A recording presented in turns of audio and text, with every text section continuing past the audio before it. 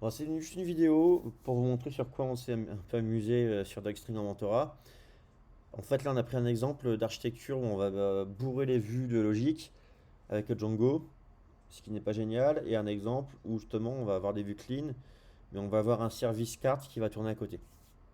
Euh, donc très simple, là j'utilise Simple CSS hein, pour la mise en forme, moi je trouve ça génial.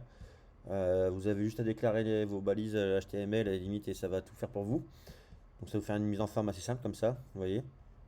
Donc j'aime beaucoup. Franchement, bravo à eux parce que je trouve ça hyper pratique. Imaginons que là, je sois une personne connectée, ok?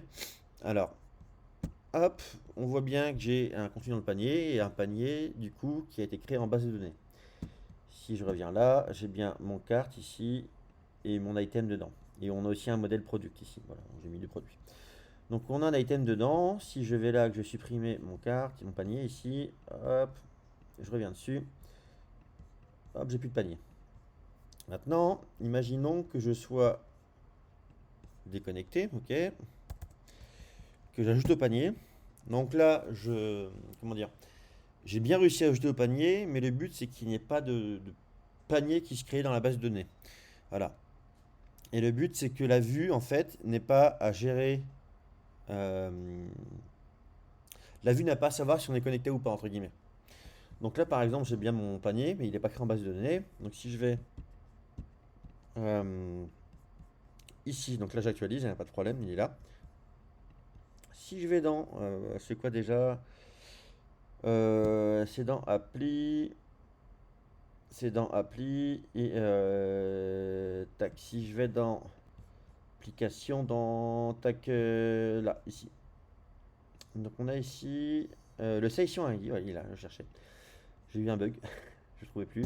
Session ID, je l'ai supprimé. Hop, le panier disparaît, ok.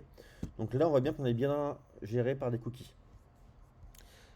Donc voilà, en gros, on peut faire une petite démonstration et on va regarder le code. En fait, on partait d'un principe où, alors on ne va pas regarder les templates, c'est pas ce qui nous intéresse, les modèles, on a vu qu'on avait un modèle produit, panier et les cartes items, donc les produits sont rangés dans le panier. On a ici, on va garder ça ouvert, un système de, on a des vues, voilà. J'ai mis version sale, ouais, c'était pour l'exemple sur Dogstring. Donc où on a tout qui était en fait géré dans le panier, vous voyez, tac, on est connecté, on ajoute au panier, on va récupérer le panier, on va le créer si ça n'existe pas, ainsi de suite. On va rajouter, décrémenter s'il faut la quantité ou pas. On va décrémenter ensuite le stock, on va faire un save. Et si jamais n'est pas connecté, on va gérer ça directement avec les sessions de Django. On pourrait faire une vidéo là-dessus, mais c'est hyper pratique. Je me sers souvent des sessions de Django. Je m'en suis servi pour ce genre de cas il n'y a pas très longtemps.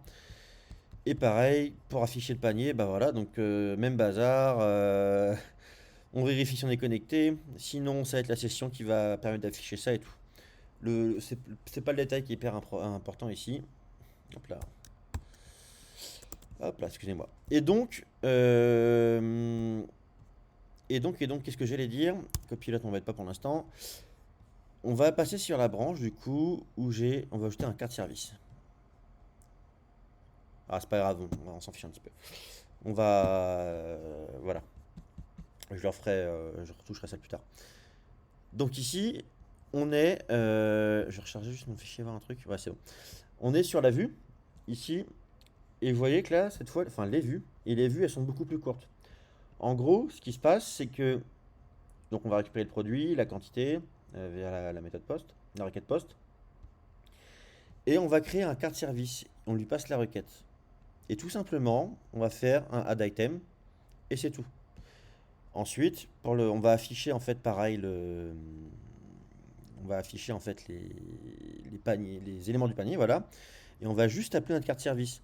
En fait, elle l'a vu, elle a pu la logique de savoir est-ce que on est connecté ou pas. En gros, on a créé un carte service. Alors, on pourrait se dire pourquoi on n'a pas géré ça dans le modèle. Alors, dans le modèle, on peut générer des méthodes, genre total price, il n'y a pas de problème, qui sont vraiment propres au modèle en base de données. Mais pourquoi j'ai fait un carte service ici, moi dans mon cas? Après, quelqu'un aurait pu faire autrement, hein, on est complètement d'accord. C'est une façon de faire, hein. Pourquoi j'ai fait un carte service? Puisque eh ben, on n'a pas forcément de base de données, justement. Il faut gérer le cas base de données et le cas cookie. Donc je suis parti sur un init, hein. Bon, celui-là c'était juste pour du confort, mais on va dire que les plus importants ils sont ici, où on passe la requête, voilà. Et en fait, ce qui se passe, c'est que j'ai créé des méthodes addItem par exemple. On va regarder juste addItem, hein, après pour le getItem, c'est le même principe. AddItem ici, on vérifie, donc si on est connecté, eh ben, on va faire add2db version carte. Et ici, version DB, donc on va ajouter aux cartes version base de données. Et ici, version session. En gros, on va appeler des méthodes différentes selon si on est connecté, des méthodes privées. Et là, j'ai justement les méthodes privées.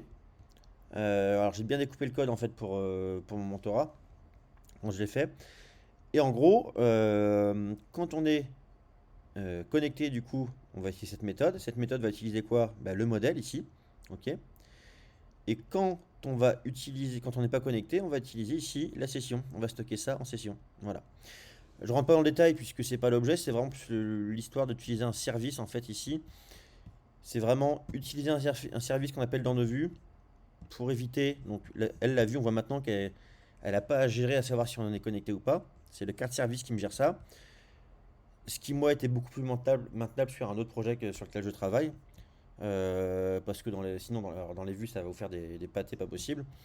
Plutôt que d'avoir un truc comme ça où vous avez toute la logique qui est dans les vues, quoi. Voilà. Et donc, au passage, je vais corriger ça. Hop là. Bon, on va faire un commit pour ça, c'est génial. Bon, c'est pas grave. Donc voilà un petit peu pour ce que je voulais voir aujourd'hui dans la vidéo. Et merci à vous.